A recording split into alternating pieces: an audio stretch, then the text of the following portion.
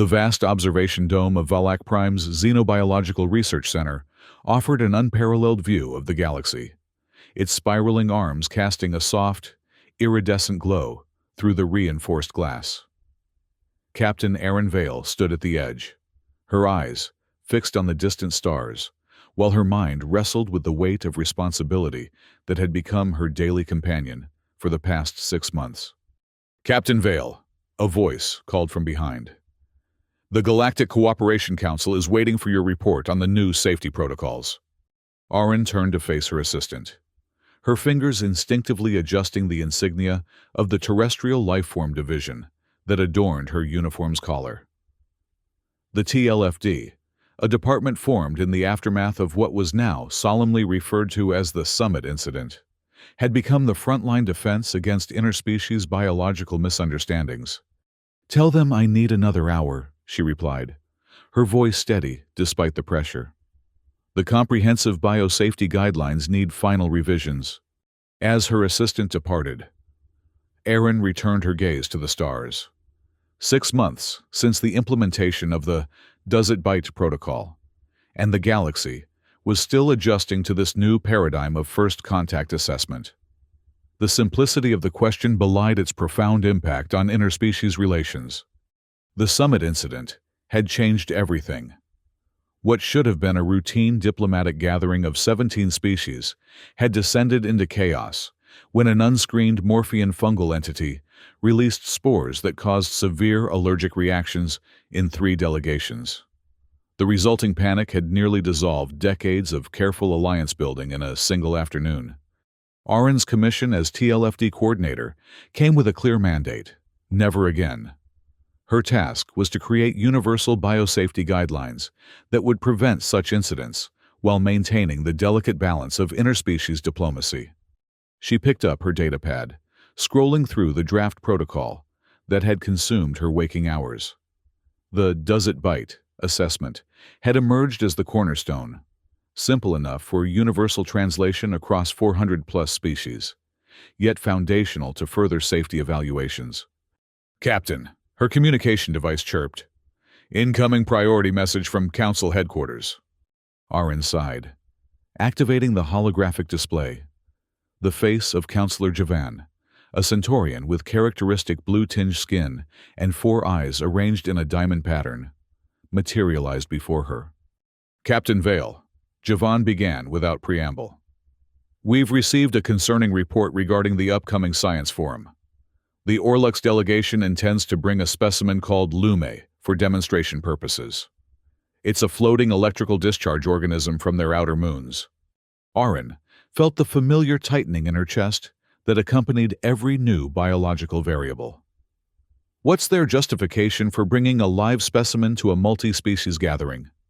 "Scientific merit," Javan replied, his upper eyes narrowing in skepticism. "They claim the Lume represents a breakthrough in bioluminescent energy conversion. The Science Forum Committee has conditionally approved their request, pending your division's safety assessment." "And they expect this assessment when?" Erin asked, already knowing the answer. "The forum opens in 3 days. The Council wants your preliminary evaluation by tomorrow." After the communication ended, Erin summoned her team. The TLFD operations room quickly filled with specialists from various fields: xenobiologists, safety engineers, diplomatic liaisons, and cultural anthropologists. The holographic display at the center of the room projected rotating images of the Lume, a translucent, jellyfish-like organism that emitted occasional pulses of electrical light. "What we're looking at," Erin began, "is an organism that the Orlux delegation wants to showcase at the Science Forum. Our job is to determine whether it meets the primary safety protocol. Does it bite?" Dr. Melon Thrax, the division's chief anthropologist, cleared his throat. His tall, willowy frame seemed to fold in on itself as he leaned forward. "With respect, Captain, I find our continued fixation on biting to be reductionist and potentially culturally insensitive." The room tensed. This wasn't the first time Melen had voiced opposition to the protocol. "The terminology is metaphorical, Dr. Thrax," Erin replied evenly, As you well know, biting in this context encompasses any harmful physical interaction. And yet, Mellon persisted, we begin every assessment with a question that presumes aggression. Many species find this offensive, particularly those whose evolutionary history never included predation. Zara Keth, the technical systems specialist responsible for the bite check apparatus, interjected. The question isn't about presuming aggression. It's about establishing a baseline for safety. We need to start somewhere. Precisely, Aaron nodded. Now, what do we know about the Lumai? The xenobiological assessment team took over, presenting data on the organism's physiology. The Lumai existed as a gaseous entity contained within a thin membrane, capable of generating and releasing controlled electrical discharges. These discharges were primarily used for communication among its kind and for illuminating dark environments. But can it harm other species? Aaron pressed. Theoretically, the lead xenobiologist replied. A direct discharge could cause mild to severe electrical burns, depending on the recipient's biological composition. However, the Orlux report claims the specimen has been modified to limit its discharge capacity. Aaron turned to Zara. I want a full bite check assessment. Set up the equipment at the Valak Prime containment facility. We'll meet the Orlux delegation there in 2 hours. As the team dispersed, Melen lingered behind. Captain, might I have a word? Aaron nodded, steeling herself for what would undoubtedly be another philosophical debate. This protocol, Melen began, his voice softer now. It's not just about biology. It's about how we approach difference. When we lead with fear, with does it bite, we frame all interspecies contact as potentially threatening. The summit incident was a tragedy, Melen finished. One that could have been prevented with proper screening. But this response, this universal suspicion, it's creating diplomatic friction. The Nestorians have already lodged formal complaints about being subjected to predator profiling at every diplomatic function. Aaron studied the anthropologist. Melen's concerns weren't unfounded. Reports of increasing tension had been crossing her desk with alarming frequency. Species with more intimidating appearances reported feeling discriminated against, while others complained that the protocol trivialized complex cultural practices around physical contact. What would you suggest instead? She asked. A more holistic approach, Melen replied immediately. One that assesses biological compatibility without the implicit threat assessment. Can we safely coexist, rather than, will you harm me? Aaron considered this. Submit your proposal in writing. Doctor, I'll review it after we handle the immediate Lumai situation. 2 hours later, Aaron stood in the sterile environment of Valak Prime's containment facility, watching as the Orlux scientists carefully transferred the Lumai into a specialized observation chamber. The Orlux themselves were a fascinating species, humanoid in general appearance, but with a complex respiratory system that required them to wear specialized masks in standard atmospheric conditions. Dr. Orlux, the lead scientist and namesake representative of his species, approached Aaron with an eager gait. Captain Vale, we appreciate your prompt attention to our request. The Lumai represents decades of research into sustainable energy solutions. I understand the scientific significance, Aaron replied, maintaining professional courtesy. But my concern is safety. The Science Forum will host representatives from over 50 species, many with varied biological vulnerabilities. Of course, Dr. Orlux nodded, his breathing apparatus emitting a soft hiss with each inhalation. The Lumai has been genetically modified to reduce its discharge capacity by 80%. At current levels, it can produce no more than a mild tingling sensation to most carbon-based life forms. Most, Aaron noted, but not all. There are always exceptions in biology. Captain, Dr. Orlux replied, but we've run extensive simulations with known physiological profiles from the galactic database. Aaron gestured toward the observation chamber where Zara was calibrating the bite check system, an advanced apparatus designed to measure multiple parameters of potential threat, from physical force to chemical emissions. "We'll need to run our own tests," Aaron said. "Standard protocol." For the next several hours, the team subjected the Lumai to a battery of assessments. The floating organism drifted peacefully within the chamber, occasionally emitting soft pulses of blue-white light. Sensors recorded its every movement, analyzing electrical output, membrane permeability, and reaction to various stimuli. "Initial results indicate minimal risk," Zara reported, scrolling through data streams on her console. "Electrical discharge registers well below harmful thresholds for most registered species. No toxic emissions detected. No physical structures capable of penetration or laceration." "What about species with sensitivity to electrical fields?" Aaron asked. "The Vocinians," Zara nodded. "Their neural pathways are particularly vulnerable. According to our models, even this reduced discharge could cause temporary sensory overload, essentially the equivalent of a migraine." Aaron turned to Dr. Orlux. "Your specimen poses specific risks to at least one confirmed attending species." The Orlux scientist's posture stiffened. "With respect, Captain, the Vocinians represent less than 0.01% of forum attendees. Surely accommodation can be made without excluding a groundbreaking scientific demonstration."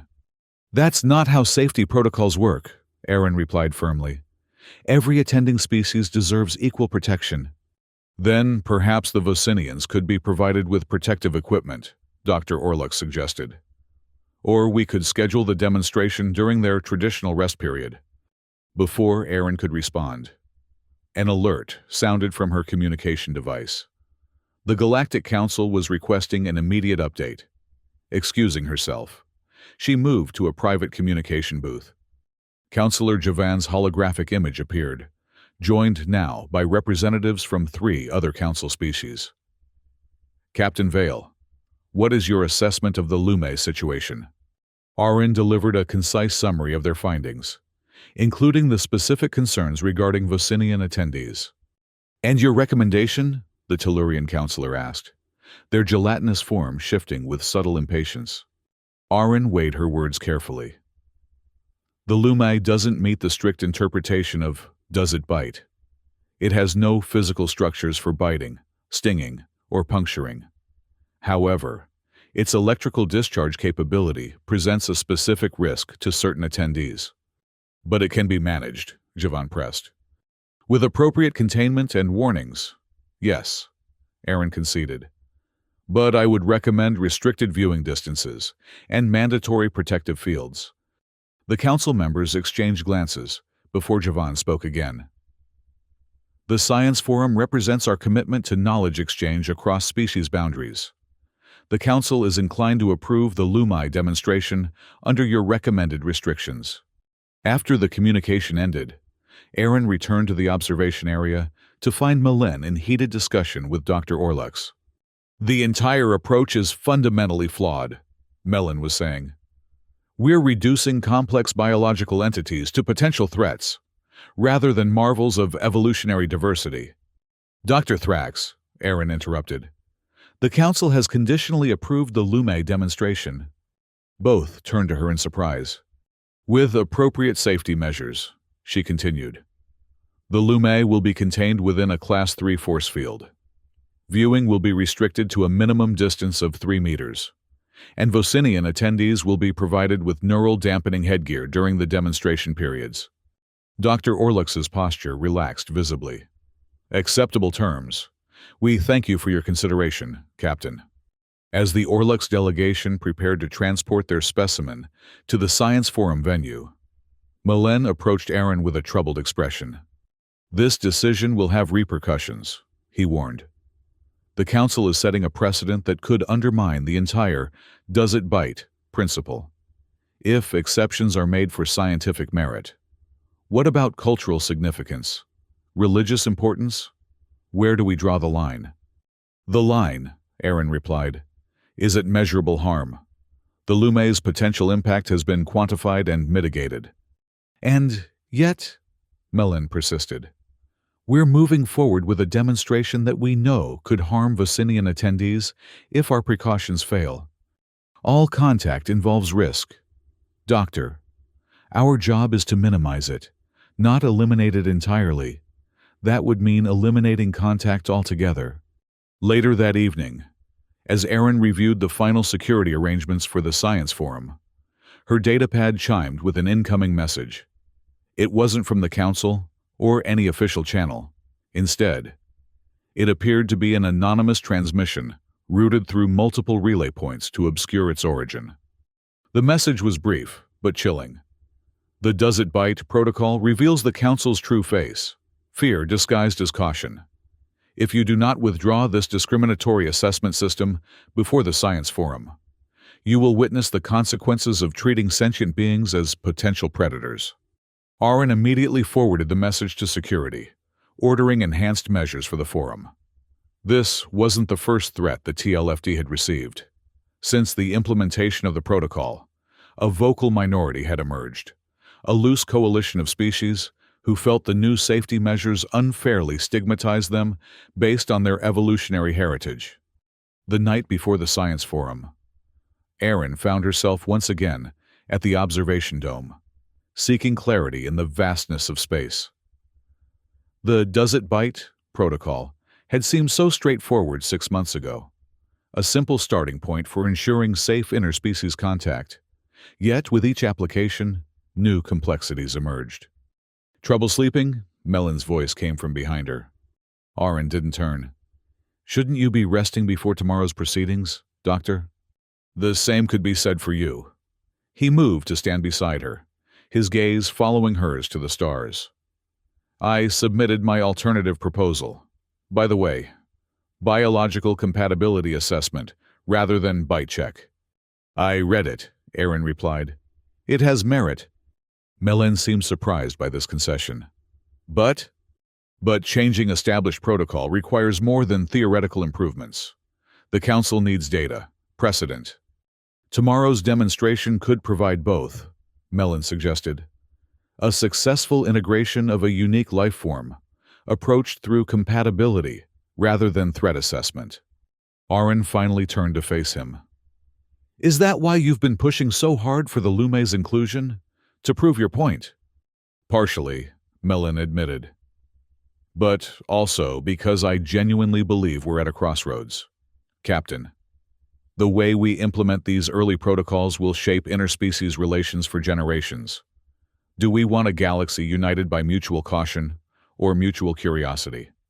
Caution keeps people alive, Erin countered. And curiosity gives them a reason to live, Mellon replied softly. To explore, to connect. The science forum opened the next morning with unprecedented attendance. The vast amphitheater of Valak Prime's convention center buzzed with activity as delegates from across the galaxy gathered to share discoveries and innovations. Security was visibly enhanced, TLFD officers stationed at every entrance, conducting discreet biological scans of all attendees. The Lume demonstration was scheduled for midday, and by the time Erin arrived at the designated exhibition hall, a substantial crowd had already gathered. The containment unit holding the Lume had been positioned at the center of a circular stage, surrounded by the promised Class 3 force field. Its blue-white electrical pulses seemed more frequent now, perhaps responding to the increased activity around it. Dr. Orluck stood nearby, fielding preliminary questions from curious attendees, while technical staff made final adjustments to the protective barriers. Erin noticed Zara at the control console, running system diagnostics on the force field. Everything secure? Erin asked, approaching her technical specialist. All systems optimal, Zara confirmed. The force field is calibrated to contain even a maximum discharge event, though Dr. Orlux assures me the Lumai hasn't demonstrated such capacity since its modification. Aaron nodded, scanning the growing audience. Any sign of protest activity? Nothing overt, Zara replied. though security reported turning away several attendees attempting to bring in unauthorized recording devices. At the scheduled time, the lights in the exhibition hall dimmed, focusing attention on the central stage where Dr. Orlux now stood, beside the Lume's containment unit. "Distinguished colleagues," he began, his voice amplified throughout the space. "Today, I present to you a revolution in biological energy conversion, the Lume of Orlux Prime's outer moons." As he spoke, the Lume seemed to respond, its electrical pulses synchronizing with the cadence of his words. The audience murmured appreciatively at the display. For millennia, these remarkable organisms have illuminated our sacred caverns, their natural electrical discharges providing sustainable light and power. Through careful genetic modification, we've harnessed their capabilities while ensuring their safety for interspecies observation. Dr. Orlux continued his presentation, delving into the technical aspects of the Lume's biology. Erin maintained her position near the control console, eyes constantly sweeping the crowd for any sign of the threatened disruption. She noticed a group of Vocinians at the recommended safe distance, each wearing the provided neural dampening headgear. They appeared engaged but cautious, their characteristic antennae quivering slightly despite the protective equipment. As the presentation progressed to the demonstration phase, Dr. Orlux instructed the audience to observe the Lume's response to various stimuli. A series of light patterns caused the organism to change its electrical discharge frequency, creating a mesmerizing display of controlled energy. "Now," Dr. Orlux announced, "for our final demonstration, we will simulate the conditions of Orlux Prime's twilight period, when the Lume naturally intensify their illumination." The ambient lighting shifted to a deep purple hue, and the Lume responded immediately. Its membrane expanded slightly as the electrical discharges grew more pronounced, creating a spectacular web of light within the containment unit. The audience applauded, and several delegates moved closer for a better view, pressing against the safety barriers. Among them, Erin noticed an Orion delegate, tall, with distinctive ridged features, leaning particularly close, seemingly mesmerized by the display.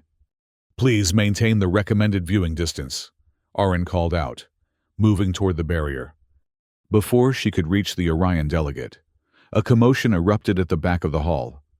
A group of protesters had somehow bypassed security and now streamed into the exhibition space, carrying holographic signs denouncing the "Does It Bite" protocol as species profiling. The sudden disruption sent a wave of anxiety through the crowd.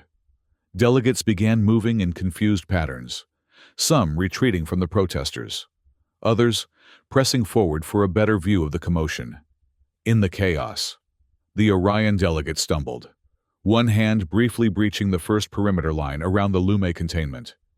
The effect was immediate and alarming.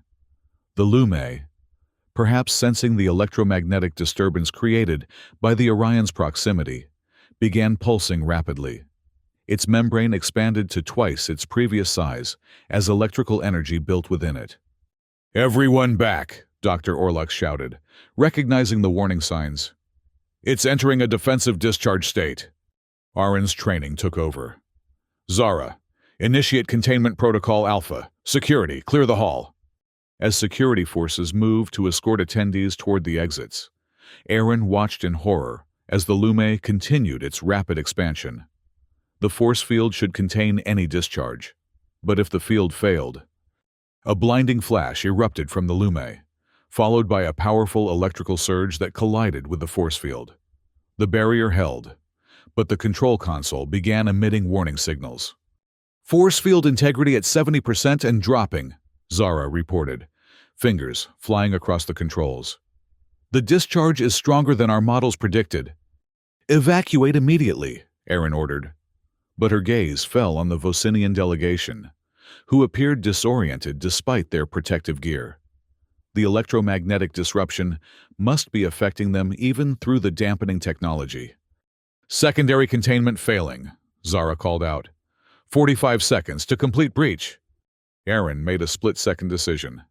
"Initiate the byte check override." But the system isn't designed for... Do it now, Aaron commanded, rushing toward the central control room adjacent to the exhibition hall. The byte check override was an emergency protocol, a last resort analysis system designed to provide real-time threat assessment and adaptive containment. As she ran, another discharge erupted from the Lume, more powerful than the first. The force field visibly flickered, its blue hue destabilizing into patches of static. Aaron reached the control room and slammed her palm onto the biometric scanner. The door slid open to reveal a circular chamber dominated by a massive central console, the primary byte check system for the entire facility. System access granted, the automated voice announced, as Aaron pressed her security credentials against the verification panel. Warning: override protocol requires council authorization. Emergency override, Vale, Aaron, Captain, TLFD Primary Coordinator, authorization Zeta 97. The console illuminated with a red warning display. Override engaged, analyzing threat parameters. Through the observation window, Aaron could see the Lume now fully expanded, its electrical discharges creating a web of energy that pressed against the failing force field. Delegates scrambled toward exits, while security personnel attempted to assist the disoriented Vocinians. Analysis complete, the system announced. Subject: Lume. Threat assessment. Defensive discharge pattern detected. No offensive structures identified. Recommended action: specialized containment field calibrated to electrical frequency, 7.89 Terts.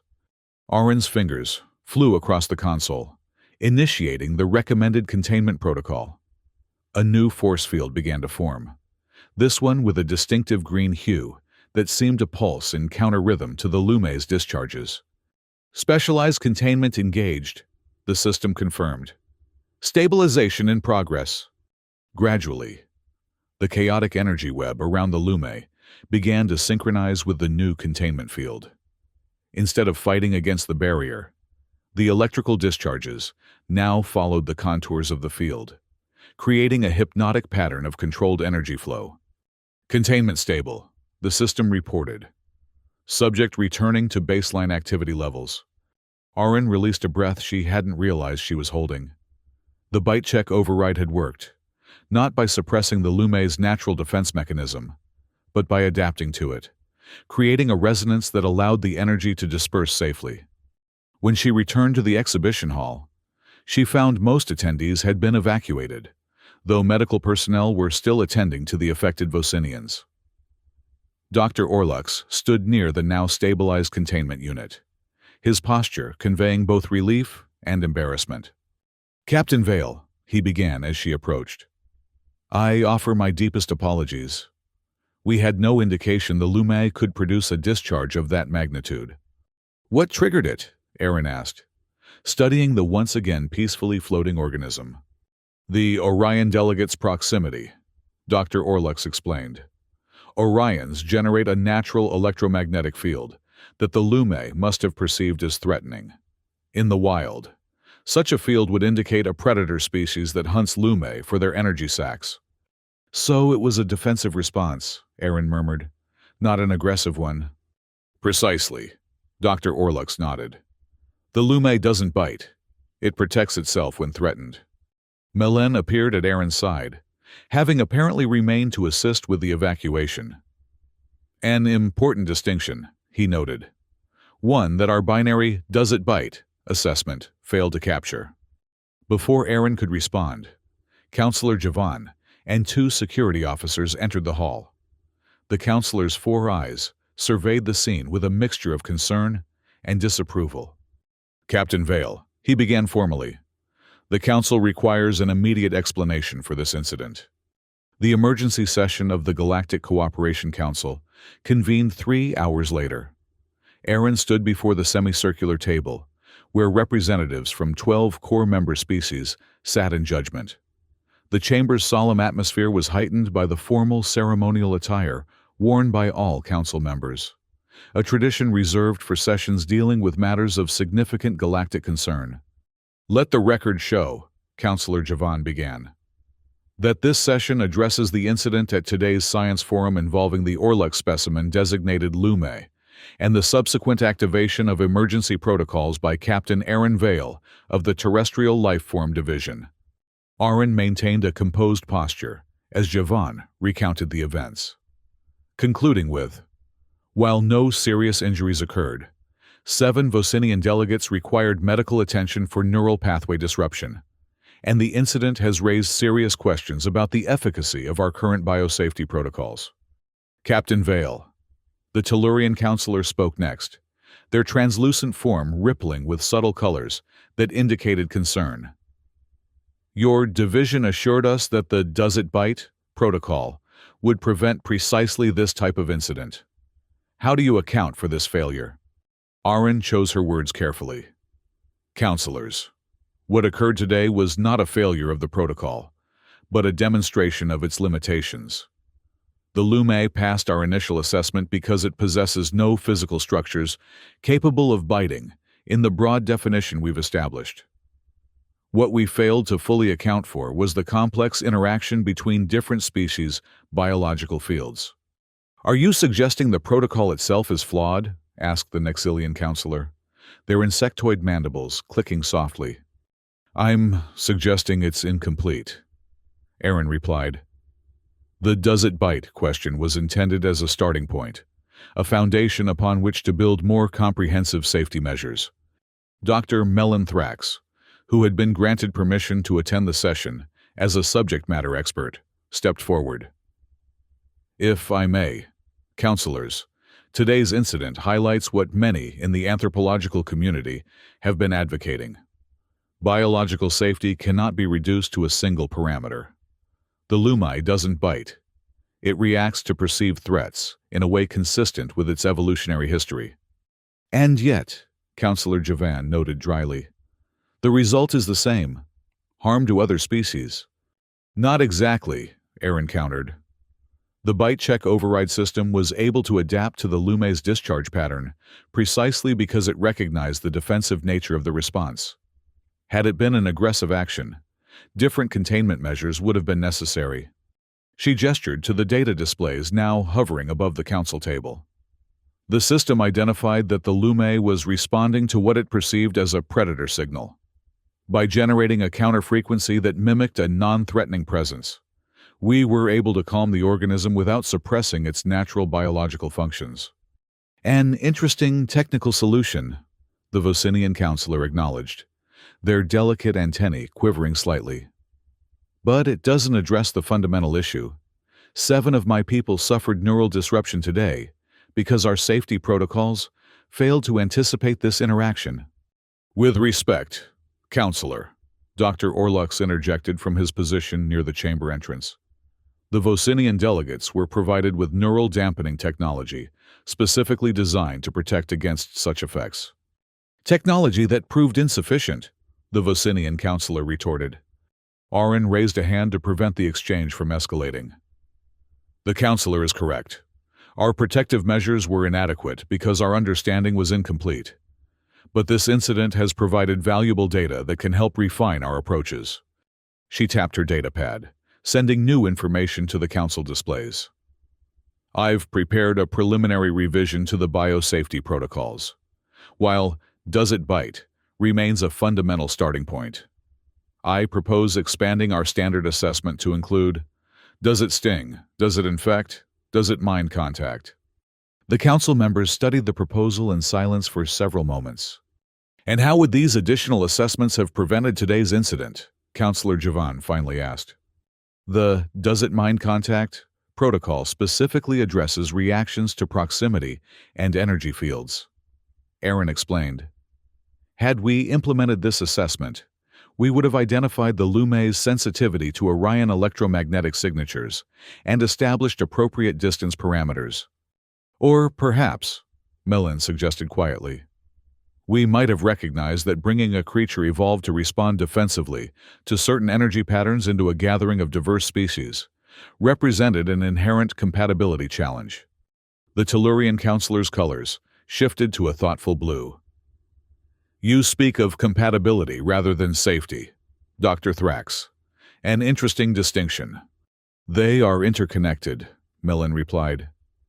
True safety comes not from isolation and barriers, but from understanding the conditions under which different life forms can coexist harmoniously.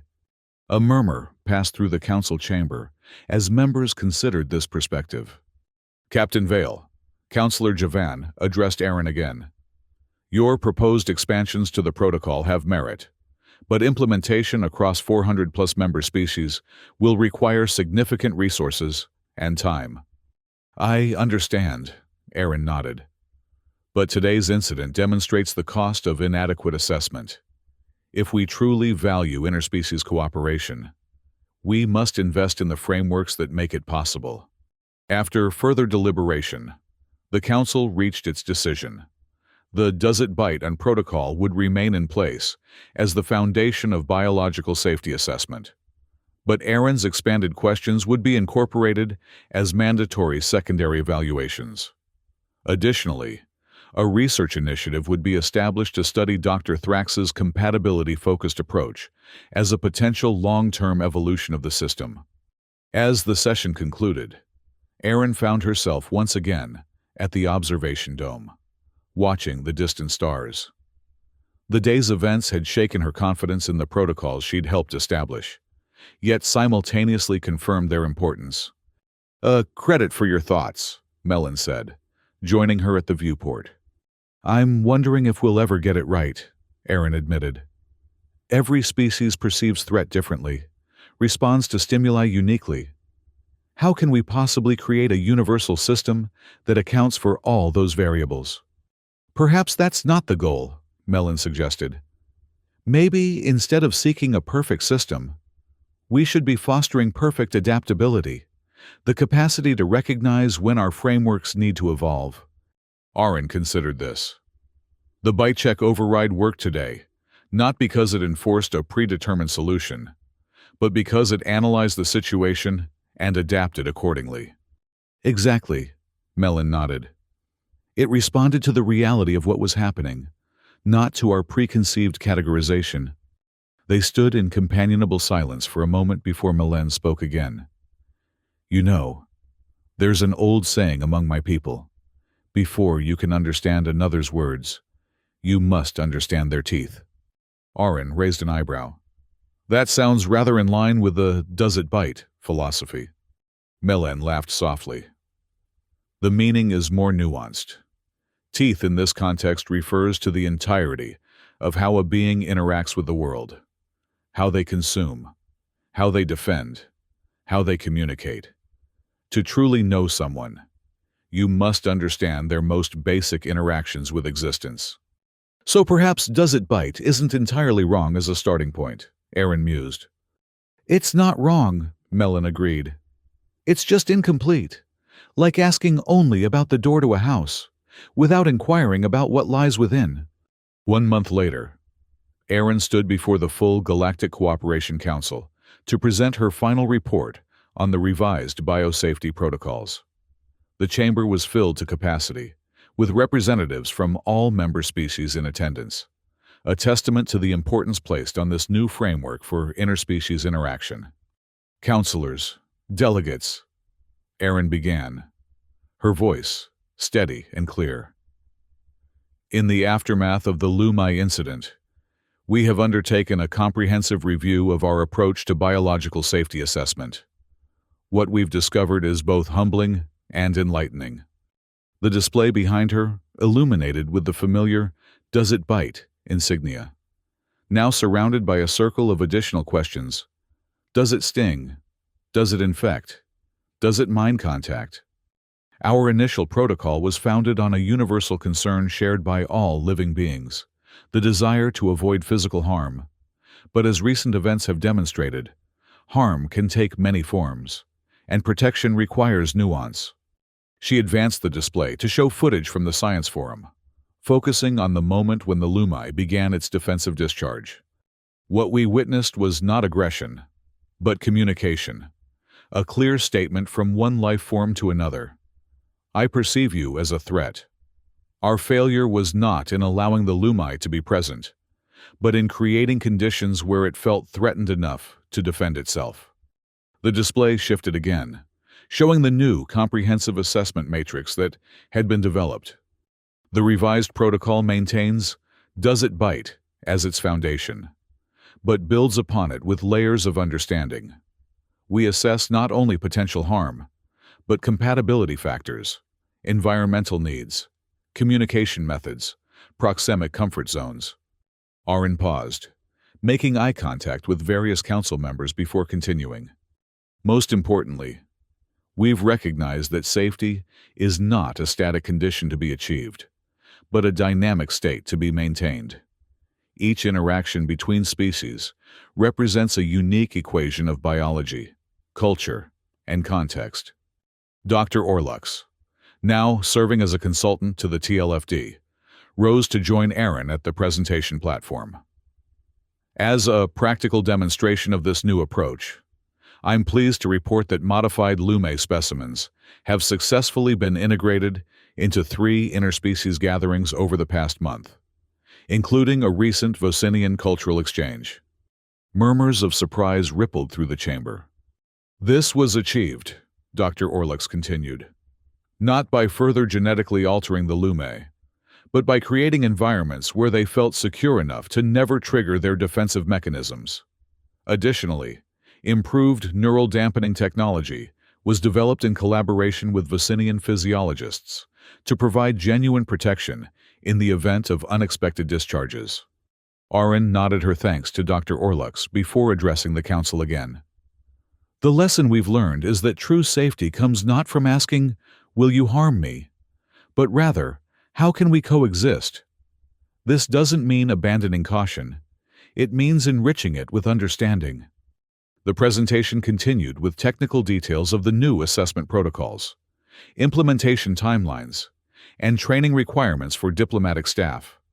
Throughout, Aaron emphasized that these changes represented not a rejection of the original protocol, but its natural evolution. As she concluded her remarks, Councillor Javan posed a final question. Captain Vale, given the complexity of these new protocols, do you still believe that "Does it bite" should remain our primary assessment metric? Aaron didn't hesitate. Yes, Councillor, I do. Not because it's sufficient, but because it's fundamental. Before we can explore the intricacies of coexistence, we must address the basic requirements of safety. "Does it bite" gives us that foundation, a universal starting point from which more nuanced understanding can grow. The Council voted unanimously to adopt the expanded protocols, committing substantial resources to their implementation across all member worlds. As the session adjourned, Aaron found herself surrounded by delegates, offering congratulations and, in some cases, apologies for previous criticism. Melen approached last, a rare smile softening his usually serious expression. "Well done, Captain. You've managed to preserve the practical without sacrificing the philosophical." "We have," Aaron corrected him. "Your input was invaluable in shaping the final framework." "Perhaps," Melen acknowledged, "though I suspect we'll still be debating the finer points for years to come." "As we should," Aaron replied. "The moment we believe we've perfected our understanding of other species is the moment we stop trying to improve it." Later that evening, as celebrations continued in the diplomatic quarter of Valak Prime, Aaron returned once more to the observation dome. The galaxy seemed somehow different now, not just a collection of stars and planets, but a vast network of life, each point of light potentially home to beings with their own ways of interacting with the universe. She thought about how far they had come since the summit incident, from fear and isolation to a more nuanced appreciation of difference.